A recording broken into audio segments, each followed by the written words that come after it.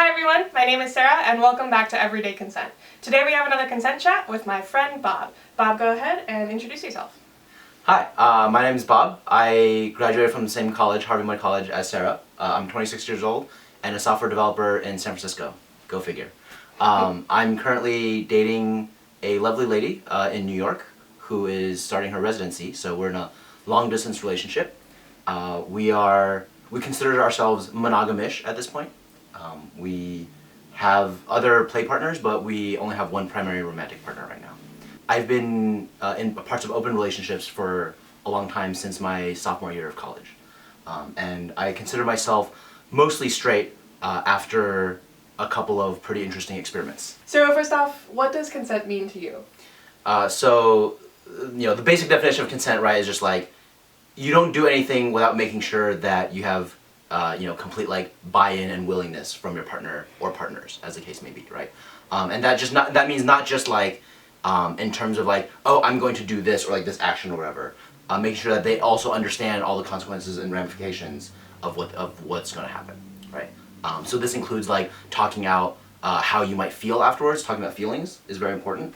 And this has happened a couple of times in the past when when I've experimented with group sex a little bit and we haven't quite figured out we figured out the logistics and what all specific actions that people were okay with. Mm-hmm. But afterwards we sort of had a tough time navigating our feelings afterwards because we forgot to talk about those beforehand. Mm-hmm. And that has so not just getting permission and buy-in about the specific actions, but making sure everyone's on the same page as far as understanding what the consequences and after effects are going to be.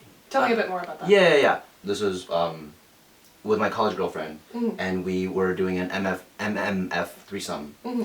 and I guess we had talked about the sexual acts and stuff that we were okay with doing. Sure. But I had not thought carefully about how my emotions might feel or whatever after seeing my girlfriend with someone else. Right. And we managed to talk about it afterwards, but I remember feeling uncomfortable for a couple of days after the fact. It took a couple of days to sort of process and get myself comfortable again. What was one of your favorite moments of consent in your life? The story I'm going to tell is from when I first met my girlfriend in New York. We had met at a party and we had flirted a little bit, and then we went out on a date afterwards.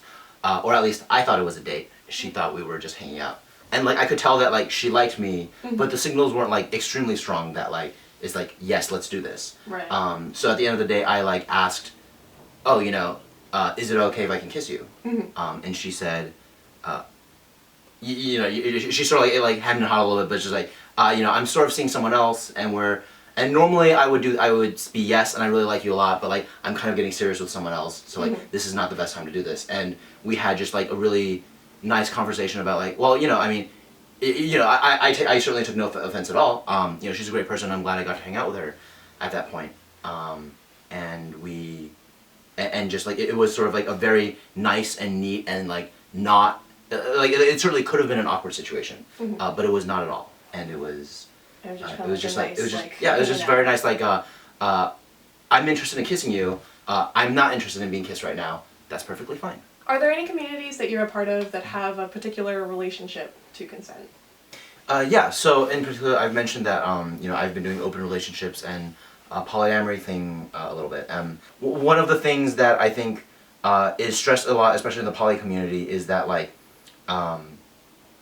giving consent for one thing, such as having sex, does not necessarily mean consent for example, having sex with your other partners, mm-hmm. or doesn't necessarily mean oh, I'm also interested in you romantically, right? I think this is something that the poly community does fairly well, is to establish clear distinctions between I'm interested in you romantically versus I want to sleep with you, versus I'm interested in sleeping with you and your other partners, mm-hmm. versus I'm interested romantically in you and your partners, mm-hmm. right? You can date one person in a poly group, or you can date all of them in the same way or in different ways. Yeah, I think in mainstream society, consent to sex sort of carries with it some implicit consent to romantic and feelings stuff as mm-hmm. well. I think the poly community does a very good job of trying to make that more explicit, right. The distinction more explicit. When you are discussing beforehand what sort of physical acts to be a part of, that's a bit easier to deliver on, right? Sure. Whereas, how have you, in your experiences, dealt with trying to discuss emotional aspects beforehand and then dealing with how that actually turns out? Yeah, so, I mean, I'm going to use my girlfriend and I as another example of this, but when we first started off, I mean, again, I live in San Francisco and she lives in New York right now, and we have for the past couple of years, and when we first started off, it was sort of like we're going to be, I like you a lot and I'm interested in sleeping with you, but neither of us was interested in a long-distance relationship, and neither of us was interested in getting romantically or emotionally involved. Right. And it sort of came to it sort of came to a head after we realized that she had gotten matched for residency in New York as well and was going to be there for another 4 years. So we had to sit down and have a talk about what our expectations were and whether we were going to either just continue being casual sex partners who live on different coasts, or if we were interested in perhaps pursuing something further. It was certainly hard because I think both of us were hoping that we would want to stay together or whatever, but we sort of didn't want to ask for it because when we first started being together, the assumptions were that sort of we would keep it casual and non-romantic. Right. But we did manage somehow to muster up the courage to ask if we could still keep dating, and we've been dating since then. So. Well, that's good.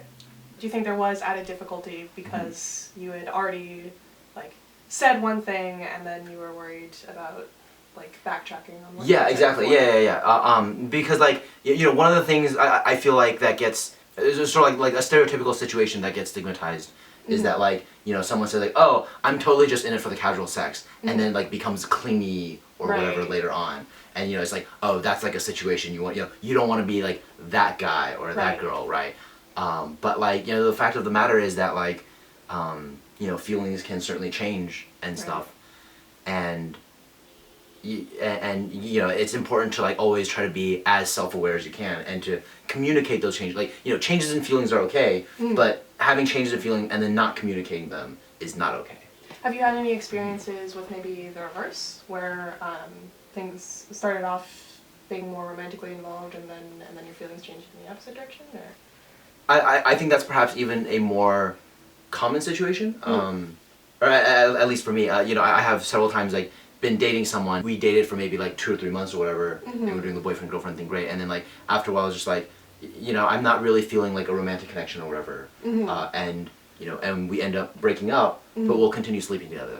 We've established consent for all these things, both physical and emotional, and we revoke part of that, right? The emotional part. And has that usually worked out pretty okay, or? Yeah. If they're also falling, out of romantic interest with you, certainly it can work quite reasonably well. Right. If you guys are having casual hookups and both of you are beginning to want something more romantically, these situations can certainly work out pretty well. The problem is when sort of one person wants more and the other person doesn't anymore. Yeah. And that can certainly be difficult and awkward to navigate. Do you have any favorite ways that you figured out to give or ask for consent? So my favorite way, it's kind of silly, but it's just sort of the, direct, bumbling, asking straightforwardly, right? In fact, I was actually on a date earlier this week. This is a person that I had been with together in the past, and she and I are both, polyamorous, but she had gotten engaged recently, so I wasn't sure at the time when we were meeting up whether she was interested in sleeping together or not. And so, halfway through the date, I just sort of awkwardly asked, so do you want to come back to my place afterwards? And she said, yes, and I've been waiting for you to ask that question. Oh. So, sometimes it feels a little bit awkward from my end sometimes when you're just asking it oh, this is such a weird thing to ask, but in reality it's never been taken as an awkward thing, right? Really?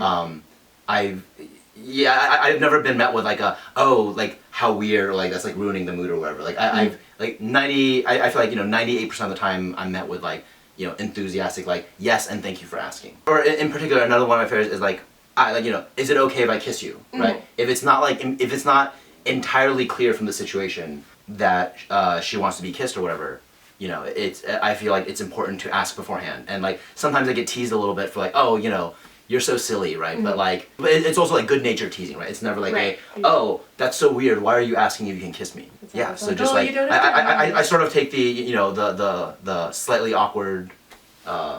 Direct method, but it's worked for me in the past. So there were like these sort of like confusing implicit messages, along with like my, you know, own awkward like, you know, teenager self, and like Right. I don't know what girls relationships what, right? How do But I- also like how- I have to aggressively just like do things without asking her because Mhm. it ruins the mood if I ask if I can kiss her or something. Mm-hmm.